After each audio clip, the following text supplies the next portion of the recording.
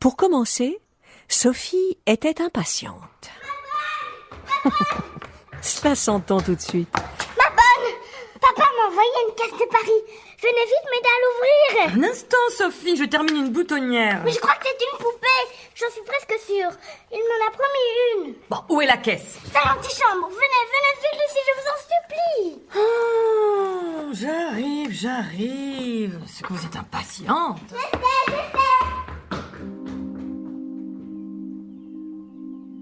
La bonne de Sophie s'appelait Lucie.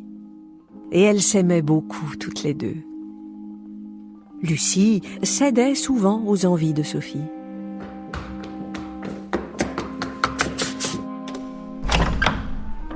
Une belle caisse en bois blanc était posée sur une chaise. C'est elle, regardez, il y a mon nom écrit dessus. Sophie. Elle est exactement à la taille d'une poupée, vous ne trouvez pas? Elle semblait, en effet, à la taille d'une poupée. Poussez-vous que je puisse l'ouvrir sans vous faire de mal.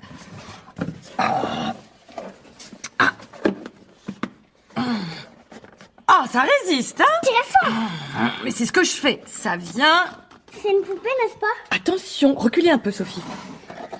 Faites que ce soit une poupée, faites que ce soit une poupée. Enfin, Enfin! C'est une poupée? J'en étais sûre. Sophie aperçut la tête blonde et frisée d'une jolie poupée de cire. Elle est magnifique. Vous êtes gâtés. Je veux la voir. Donnez-la moi. Prenez garde, ne tirez pas encore, vous allez tout casser. La poupée tient par des cordons. Cassez-les. Mais non, voyons! Si, arrachez-les. Vite que j'ai ma poupée. Mais non, on va certainement pas faire cela à votre façon.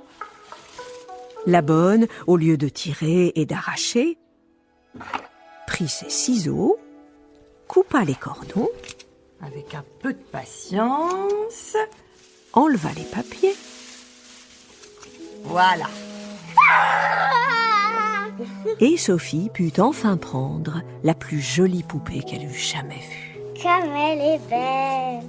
Oh, quels beaux cheveux. Les joues étaient roses, avec de petites fossettes, les yeux bleus et brillants, le cou, la poitrine, les bras en cire, charmants et potelés. La toilette était très simple, une robe de percale festonnée, c'est un tissu de coton tressé très précieusement, une ceinture bleue, des bas de coton et des petites bottines en peau vernie. Quand j'étais petite, on appelait ça des brodequins. Encore plus belle que j'espérais. Sophie l'embrassa plus de 20 fois et la serra dans ses bras. Elle se mit à sauter, à danser et à chanter avec toute sa joie. Sophie. Ah! Voilà Paul. C'est le cousin de Sophie. Il était en visite chez elle ce jour-là. Qu'est-ce qui te fait chanter comme ça? Paul, regarde ma poupée, c'est papa qui me l'a envoyée.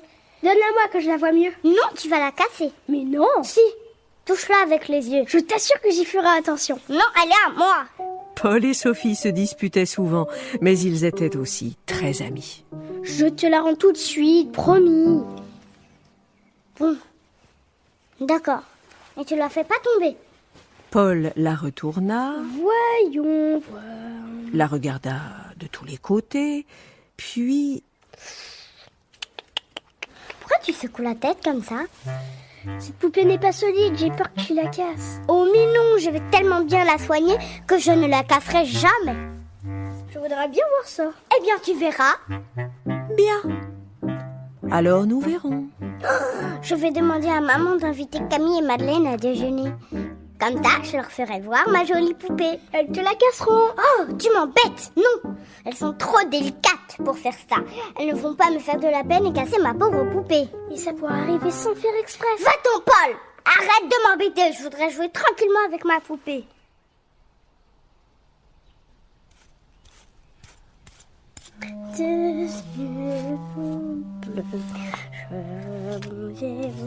Le lendemain, en attendant l'arrivée de ses amis, Sophie peigna et habilla sa poupée. Elle voulait que Madeleine et Camille la découvrent sous son meilleur jour. Mais ses pieds sont glacés. Peut-être qu'elle a froid. Je vais la mettre un peu au soleil. Et voilà, ma jolie, comme ça, tu vas bientôt reprendre des couleurs.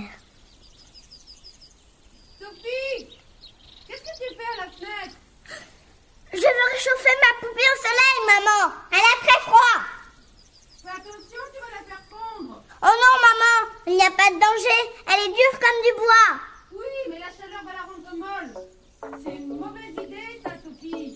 Comme souvent, Sophie ne voulut pas croire Madame de Réan, sa maman. Elle mit la poupée étendue de tout son long au soleil.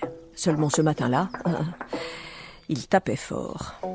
Il va lui arriver malheur, je te préviens. Oui, oui. Je sais ce qui est bon pour toi, ma poupée. Sophie, viens vite. Camille et Madeleine sont là. J'arrive. Reste au chaud, ma poupée. Je reviens avec mes amis. Camille, Madeleine, Sophie. Je vous ai attendu toute la matinée. Dans la voiture, nous avons essayé d'imaginer à quoi pouvait ressembler ta poupée. Est-ce que ses cheveux sont bouclés? Maman nous a dit qu'elle venait de Paris. Oui, elle est si jolie. Suivez-moi, c'est par ici. Attends, il faut d'abord qu'on dise bonjour à ta maman. Sophie! Attends! Bonjour, chère Madame de Réan. Bonjour Madeleine. Bonjour ma chère enfant. Madame de Réan, mes compliments. Camille, vous êtes charmante. Nous aimons tant venir ici. Le jardin est si joli. Madame de Fleurville, que vos filles sont polies. Ah, je vous remercie. Heureusement qu'elles n'ont pas toutes les manières de Sophie. Ne soyez pas si dur avec elle, mon ami. Sophie se corrige à mesure qu'elle grandit. Ah, je n'en suis pas si sûre. Je sais que oui. Oui. Bon, suivez-moi au salon, je vous prie. Quant à vous, jeune fille, eh bien, allez voir Sophie. Tout de suite. Merci. Merci. De rien. Merci. De rien. Oui. Sophie, tu es là? En poussant la porte, Camille, Madeleine et Paul trouvèrent Sophie immobile à côté de la fenêtre. Qu'est-ce qu'il y a? Pourquoi tu fais cette tête? C'est à cause de ta poupée? En effet, elle tenait sa poupée et la regardait d'un air consterné. Montre-la nous. Elle est aveugle, elle n'a pas d'yeux. Et voilà. Qu'est-ce que j'avais dit? Non, ne pleure pas. Je suis sûre qu'il y a moyen d'arranger ça. Bon, je vais chercher sa maman. Qu'est-ce qui lui est arrivé?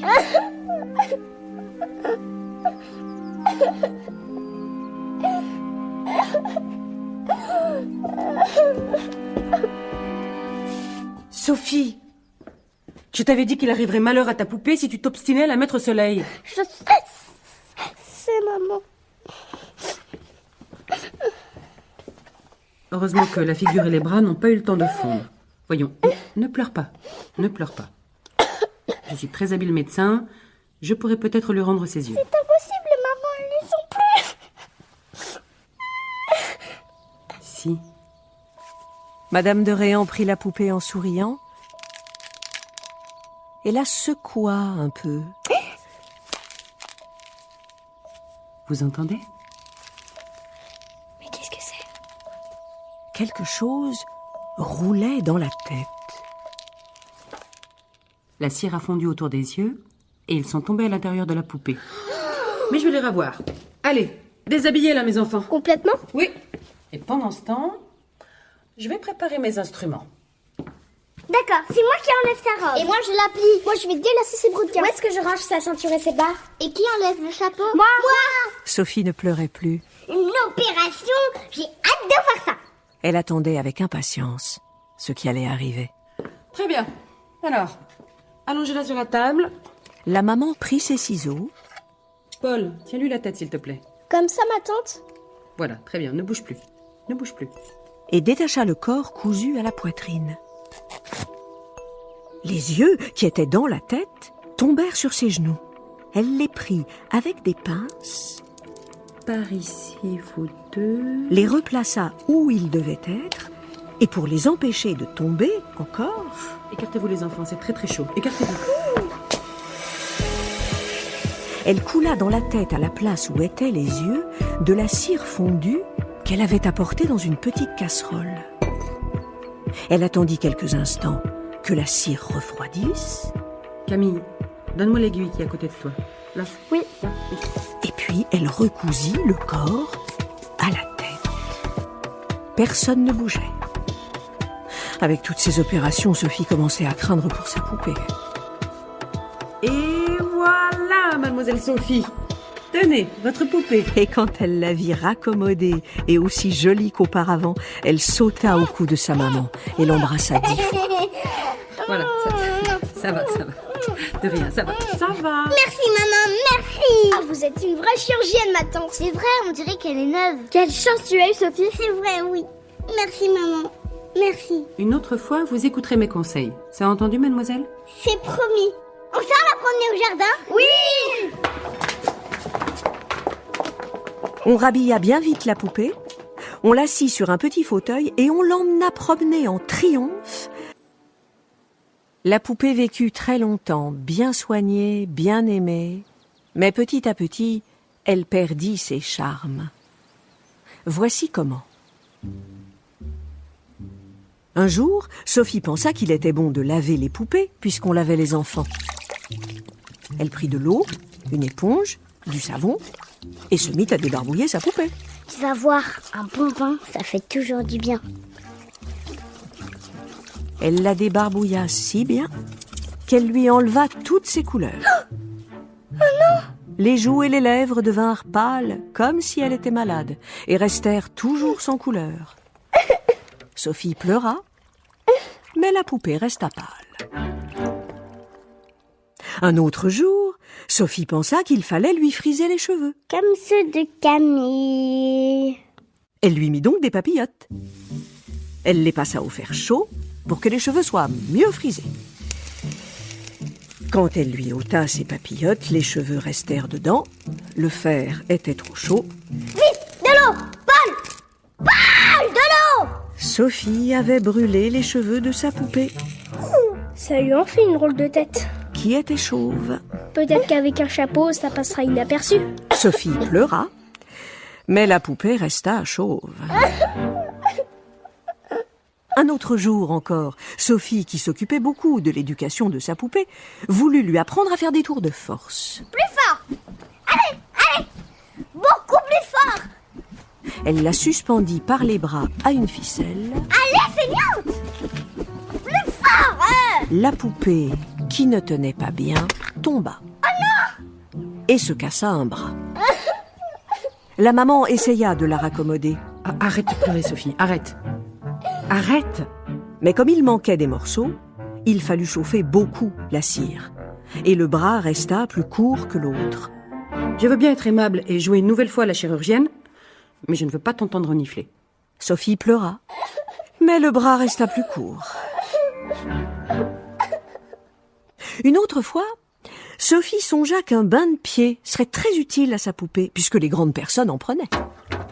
Tu vas voir, ça détend. Elle versa de l'eau bouillante dans un petit seau, y plongea les pieds de la poupée, et quand elle la retira, les pieds avaient fondu. Mais où est-ce qu'ils sont? Ils étaient dans le seau. Sophie! Qui vous a permis de toucher à l'eau bouillante? Sophie pleura, mais la poupée resta sans jambes. Malheur, Sophie. Depuis tous ces malheurs, Sophie n'aimait plus sa poupée, qui était devenue affreuse et dont ses amis se moquaient. Enfin, un dernier jour, Sophie voulut lui apprendre à grimper aux arbres. Elle la fit monter sur une branche, la fit asseoir, mais la poupée, qui ne tenait pas bien, tomba. Sa tête frappa contre des pierres et se cassa en 1000 morceaux. Sophie ne pleura pas. Mais elle invita ses amis à venir enterrer sa poupée. Qu'est-ce qu'elle dit? Mais qu'est-ce qu'elle dit? Attends, je vais te lire le billet. C'est pas facile à déchiffrer. Mes chers amis, venez demain matin chez moi. Venez demain matin chez moi. Ma poupée nous a quittés. Je vais l'enterrer avec vous qui l'aimez. Je parie que j'ai fait des fautes. Ne vous moquez pas de moi, je vous prie. Votre amie, Sophie. C'est ainsi qu'un matin, Camille et Madeleine arrivèrent pour l'enterrement de la poupée. Mais dans quoi est-ce qu'on va la mettre? Sophie a une vieille boîte à joujoux. On a pensé à tout. Ma bonne l'a recouverte de percale rose. Rose? Elle a même cousu un matelas et un oreiller. Allez, venez voir. Les enfants admirèrent ce charmant cercueil. Où est la poupée? Ce qu'il en reste, tu veux dire. Ici. Elle est vraiment devenue affreuse. Oh là là, la pauvre. Il faut la ranger pour la cérémonie. Il faut bien m'emmitoufler. Tous mirent la poupée dans le cercueil, et pour qu'on ne voie pas la tête brisée, les pieds fondus et le bras cassé, ils la recouvrirent avec un petit couvre-pied de taffetas rose. Elle est beaucoup plus présentable quand elle est cachée. Et on plaça la boîte sur un brancard que la maman leur avait fait faire.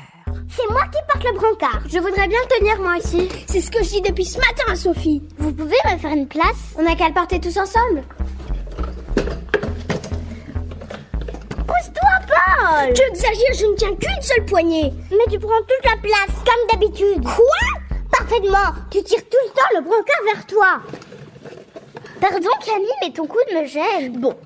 Vous voyez bien que c'est impossible à porter tous ensemble. Il n'y a que 2 places. Sophie, tu pourrais partager. Mais pourquoi enfin? C'est ma poupée. C'est un enterrement, il ne faut pas s'énerver. Attendez, j'ai une idée. Très bien. Merci, Madeleine.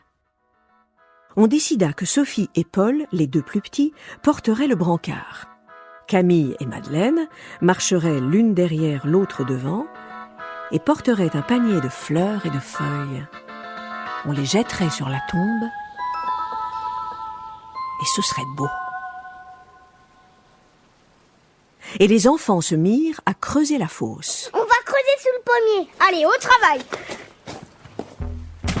Sophie, pourquoi tu n'utilises pas la pelle? Je préfère creuser avec mes mains. Oh, dégoûtante. Ils y descendirent la boîte, jetèrent dessus des fleurs et des feuilles, puis la terre qu'ils avaient retirée. Adieu, poupée. Nous t'avons tant aimé. Que ton âme repose pour l'éternité. Ils ratissèrent promptement tout autour et y plantèrent 2 lilas. Il faut les arroser. Où sont les arrosoirs? Au potager, le premier arrivé. Pour terminer la fête, ils coururent au bassin y remplir leurs petits arrosoirs. Ce fut l'occasion de nouveaux jeux et de nouveaux rires parce qu'on s'arrosait les jambes, qu'on se poursuivait et se sauvait en riant et en criant. On n'avait jamais vu un enterrement plus gai.